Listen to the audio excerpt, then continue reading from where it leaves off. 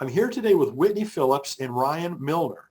They're the authors of a new book called You Are Here, a field guide for navigating polarized speech, conspiracy theories, and our polluted media landscape. This is a book that is about to come out. The release date from MIT Press is March 2nd. So it sounds like a very interesting book, and I really appreciate Whitney and Ryan spending some time with us today. Mm-hmm. Whitney is assistant professor in the Department of Communication and Rhetorical Studies at Syracuse University, and the author of a book called This Is Why We Can't Have Nice Things, mapping the relationship between online trolling and mainstream culture. And Ryan is associate professor of communication at the College of Charleston and author of the book called The World Made Meme, Public Conversations and Participatory Media. Both of those are from MIT Press. So this all sounds really interesting. Thanks you guys for doing this and for joining us today. Thank you so much for having us. Yeah, absolutely. Happy to be here. So maybe each of you could take turns just giving us a little bit more background about yourselves and the work that you've done leading up to this point. Yeah, I'll start. I mean, it's kind of a funny, I'll start only because my first book came out 1 year before Ryan's, but our stories, our research ends up becoming sort of entangled. So I'll tell a little bit of the story and then Ryan's going to enter into the narrative and then I'll let him take over. So in 2008, I started my PhD program at the University of Oregon and was researching 4chan's B board, which some people might know about 4chan these days. It's known as being a white supremacist sort of stronghold. Back in the day, it was still problematic, but it wasn't quite that yet. It was a whole thing had to happen over many years for it to turn into what it turned into. But I wrote a book about trolling culture and its relationship to mainstream media and became really interested in the amplification issues when journalists would write about these bad actors online. That would just incentivize them. That's all they wanted them to do. So they were kind of this strange, they were in this strange relationship, each of which benefited the other. And in sort of working on sort of internet culture spaces, trolling stuff, I ended up meeting one Professor Ryan Milner, who was working on meme-related things. So maybe you could tell your book story, and then we'll collectively tell our first co-authored book story. So the stories are very entangled. Yeah.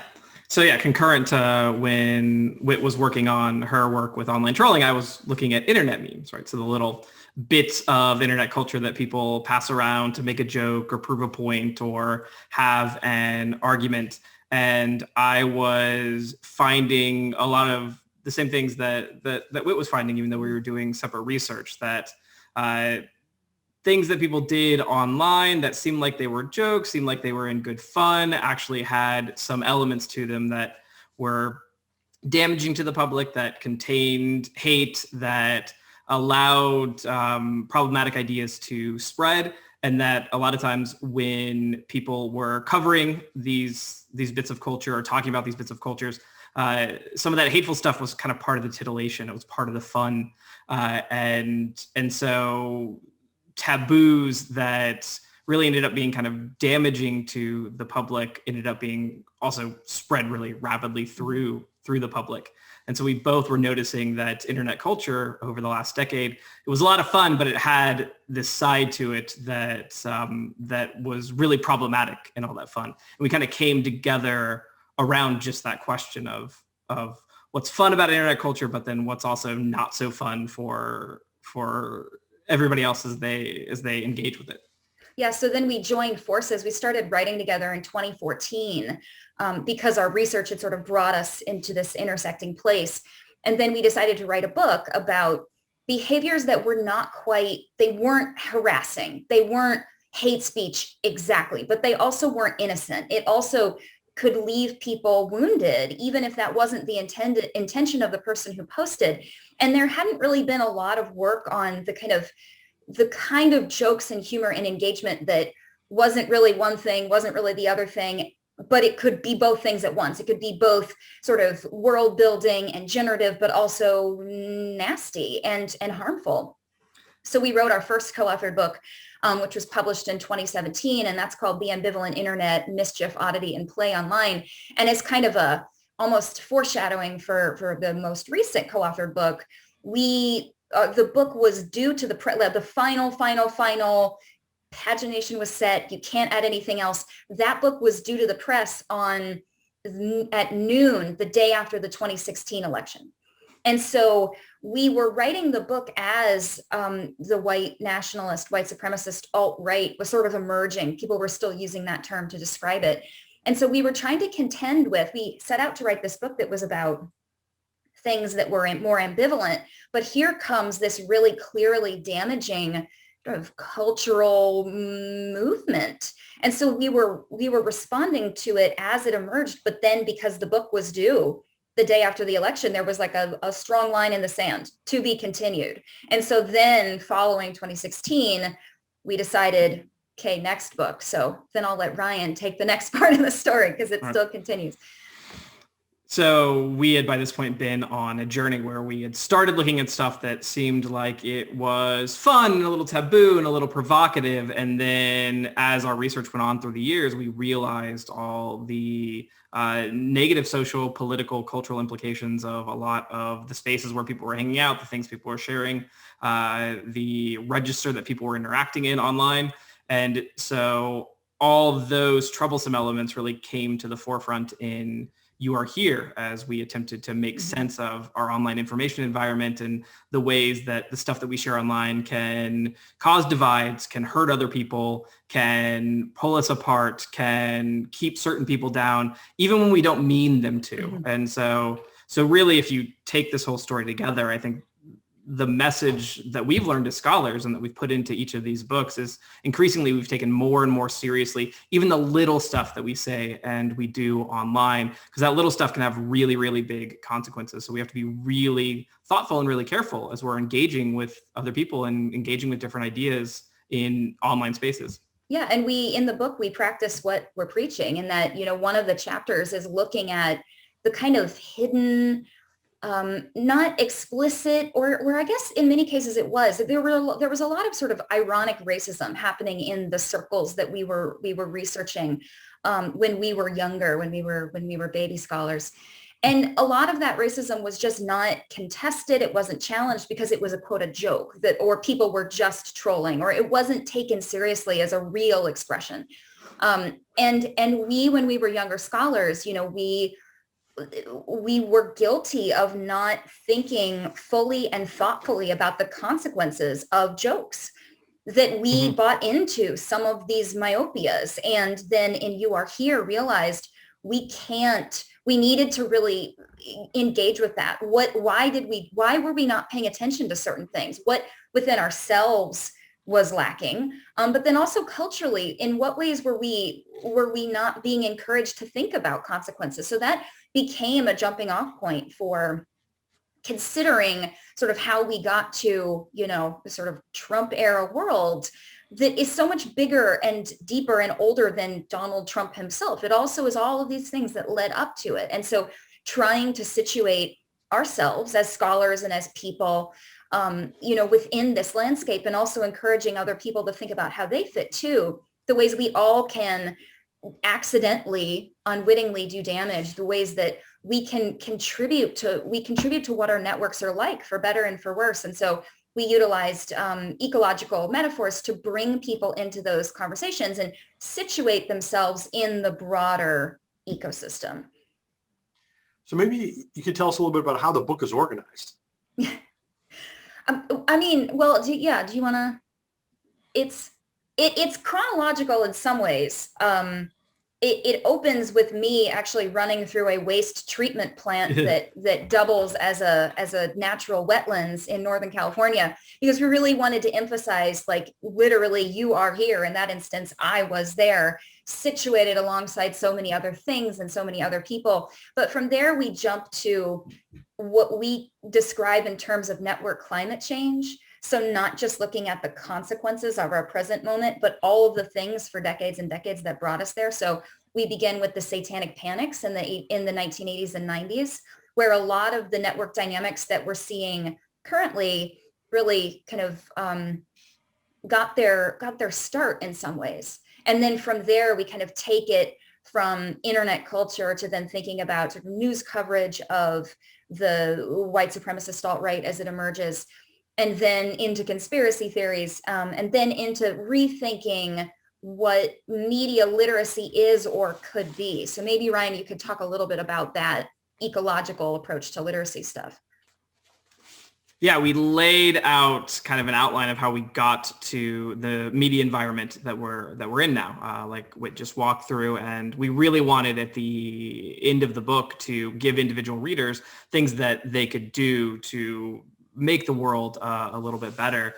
And it was a hard task because the problems we're talking about, they're big problems, they're systemic problems, they're problems that have to do with big issues like how to moderate social media platforms, or why do journalists decide to cover what they cover, or how do you debunk lies if you have a family member who believes in conspiracy theories.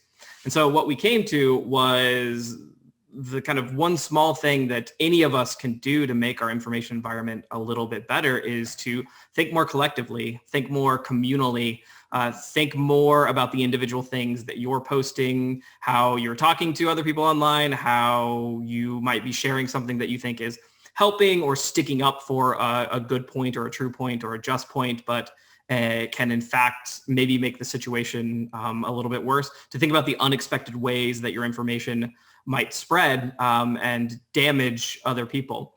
So as an example of this, if you've got, if you're having a conversation about conspiracy theories online, you might have this impulse to want to quote tweet somebody who's forwarding a conspiracy theory and debunk them in your quote tweet and kind of snarkily make fun of them. And you think that this might be a way to advance the cause of the truth. And you may be presenting a true fact, but that strategy can backfire. Number one, you're sending the conspiracy theory farther out into your information environment than it would have gone if you didn't. Number two, by sticking to a kind of just checking the facts mentality, you're not really going to do much to convince somebody who's really enmeshed in a conspiracy theory, especially if you present yourself as kind of adversarial or an enemy or another, then that just gives the person who's steeped in the conspiracy theory a reason to discount you, dismiss you, say, well, of course you'd say that.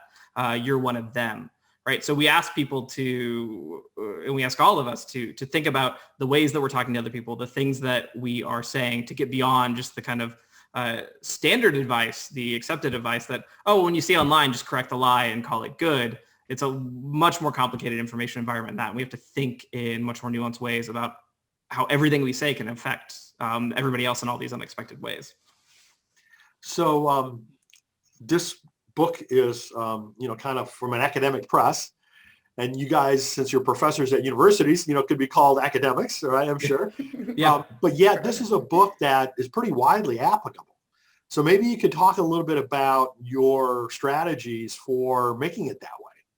Yeah, I mean, we really thought hard about how can we make this accessible. So, for one thing, we really wanted to, we didn't want to speak to an echo chamber, right? We were not just going to speak to other professors, nor did we want to just speak to other people who have the same sort of general background than us or ideology that we do. And we say explicitly in the introduction, the only bar to entry in this conversation is that we expect our readers, and what we want of our readers is that they're citizens of good faith, that they care about the world that we share together, and at the very least don't want to make it any worse. And within that, you could be a Republican, you could be a Democrat, you could be a Christian, you could be a Buddhist. It doesn't matter. That really it's this approaching the issues in this good faith kind of way. The people who approach, the people who come at this with bad faith, I don't know what we could say to convince them. And that's not who we're talking to. It's more about reminding everyone that we all have a role to play, regardless of our politics, regardless of so many other things that seem to make us different. So already we're directing the book at a very wide readership. And we hope that people who maybe don't share our politics read it. I mean, we really would like to see that happen, because that could generate dialogue, because we're not just, so in the book, we're using ecological metaphors to sort of frame how people fit within the landscape. But we're not just sort of throwing this information at people and saying, this is the way the world is, book over. We're using those metaphors as essentially a heuristic, a teaching tool to encourage readers to take the metaphors and then use them to generate their own stories, to think, okay, where do I fit? So the idea of You Are Here, it's literally we're addressing every audience member. Everyone is invested in, embedded within the communities, networks, all these various structures online. And all of us can contribute to a deeper understanding of what the information ecosystem is like by considering where each of us are. So we want people to bring their experiences to the book. We don't want to just lecture at them. This is really applicable to any person who picks up the book, regardless of what their background might be. So in the little blurb that's online about your book, it says you offer strategies for navigating increasingly treacherous information flows. So I think you've already mentioned a couple of things that individuals can do, to kind of help the broader situation. Are there any particular nuggets like that, without spilling the beans of your whole book or anything? Are there any particular nuggets that you guys want to share?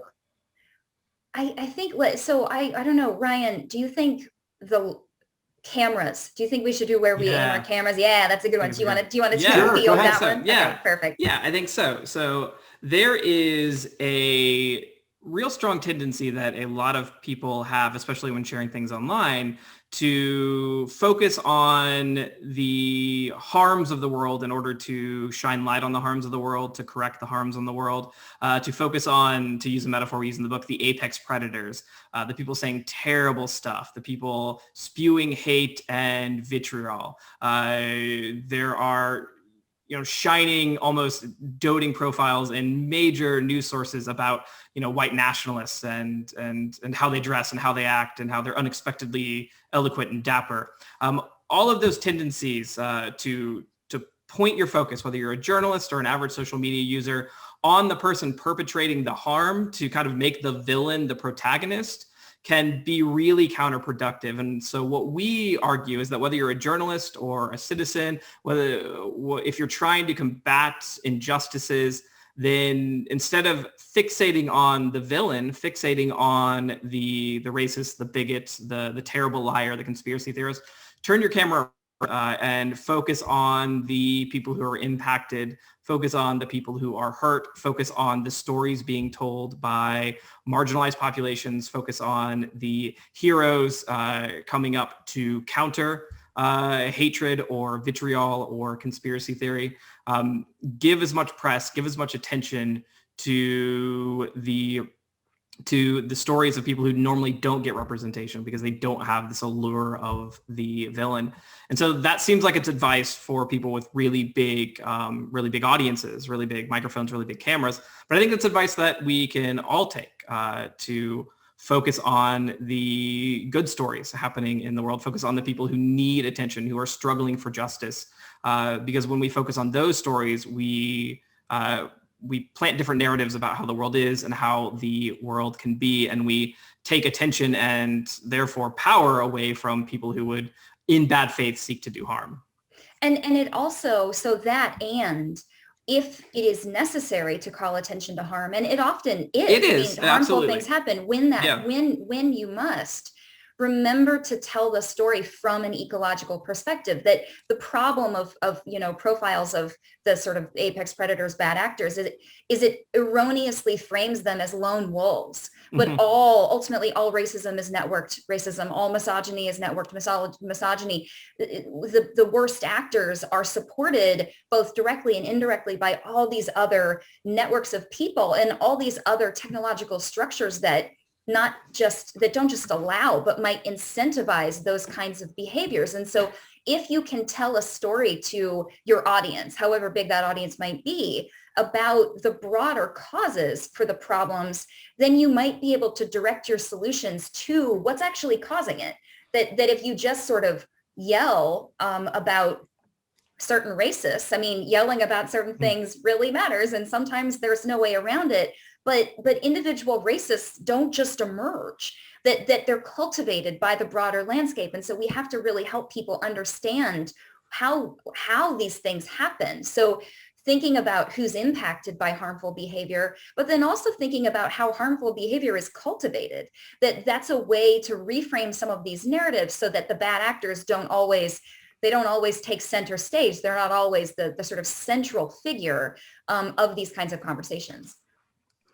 So this advice obviously goes beyond kind of some of the entry level kind of rote advice you get for dealing with problems online. Oh, check facts and verify sources. And those kind of traditional media literacy arguments. The reason that we go beyond that is that those basic first steps, they'll work a lot of times, but other times they won't.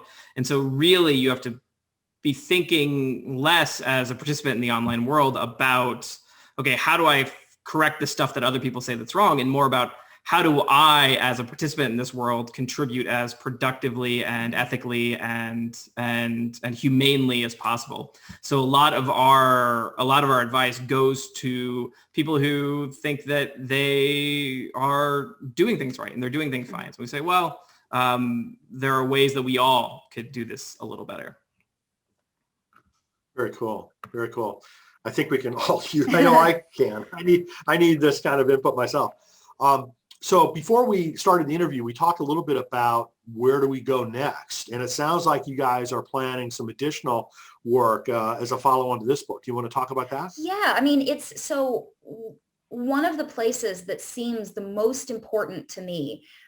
You know, a lot of times when people talk about disinformation and all these issues, they want to talk about Facebook. They want to talk about content moderation. They want to talk about things on the platforms. And all of those things matter. And we've got to think about issues like deplatforming and demonetization. Like the stuff that happens on the platforms is important, but people don't arrive, they don't sort of receive their beliefs once they go on social media. They bring their offline beliefs to social media. The problem is that social media then sort of intensifies things that people already hold to be true. And so if you want to actually deal with the root of the problem, you don't start with social media, you start in K through 12.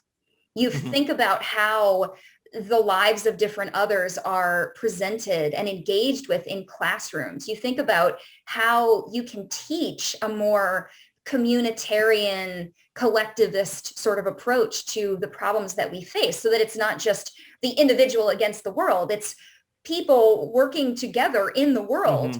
And the health of the collective then in turn determines the health of the individual. So really thinking young. And so what we're going to be doing moving forward is really considering what kinds of teaching tools we would be able to use to implement some of those ideas, how you might be able to work with community leaders, faith leaders, other people who interact with communities to tell different stories or to be open to hearing different kinds of stories.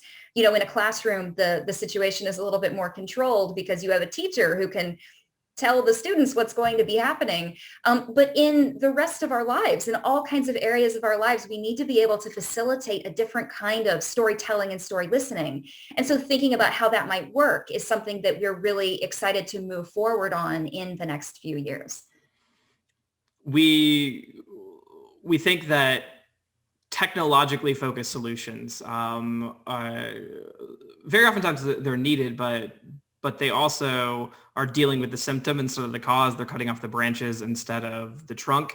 The source of the problems we're dealing with are not because of social media. They are old problems. They are problems that go to the core of humanity and how we see each other as people and how we make sense of the world as people. And so to make sense of them, we need to make sense of them and we need to fix them at a community level.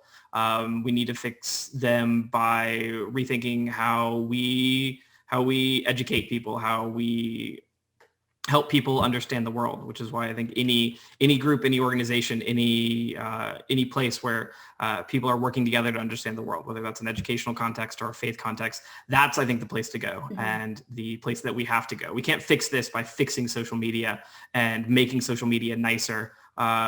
We fix this by changing how we collectively as people think about the other people in the world. And that's going to have ramifications. It's going to snowball to how we participate online. And the other thing too is that there's a lot of wisdom. So disinformation research often is focusing many times at a sort of 30,000 foot up kind of viewpoint, that you're tracking the bot networks, or you're quantifying various metrics of what's happening, a campaign that's computationally amplified. And those things we need to know those things. But what sometimes gets lost in these conversations is the individuals within these communities, that we share our neighborhoods, we share our churches, we share our classrooms with people who we've got to interact, we've got to figure out how to communicate better with. And so I think that one of the tricks too is going to be to reach out to faith leaders, to teachers, to healthcare workers, to local journalists, all the people that we refer to as sort of informational frontliners. And they've developed strategies for interacting with their community members because they've had to. I mean, these are the folks who are dealing with mis and disinformation, not in terms of like a bot network, but in terms of the people that they're communicating with on a Sunday morning. And so how could we harness the wisdom, the strategies that already exist to sort of put together a kind of best practices guide for people on the ground? They're the ones who know this. And so there's information there, there's wisdom there. We just need to start connecting some dots. So the knowledge that already exists at the ground level can then trickle up and be used by other people in other contexts to hopefully, contribute to communitarian thinking where we're all in this together, because ultimately we are. So unfortunately, as we've discussed, this is a problem that can't be solved online, right? It's got to be solved at the grassroots level in a lot of in-person kinds of, situations, in addition to what we can do with technology. But in any event, I want to thank you guys for putting this book together and focusing on, some very important topics. And, I want to stay in touch with you all to see where things go from here. Absolutely. Thank you so much. This was great. Yeah, thank you. All right. Thanks so much. Yay. Bye.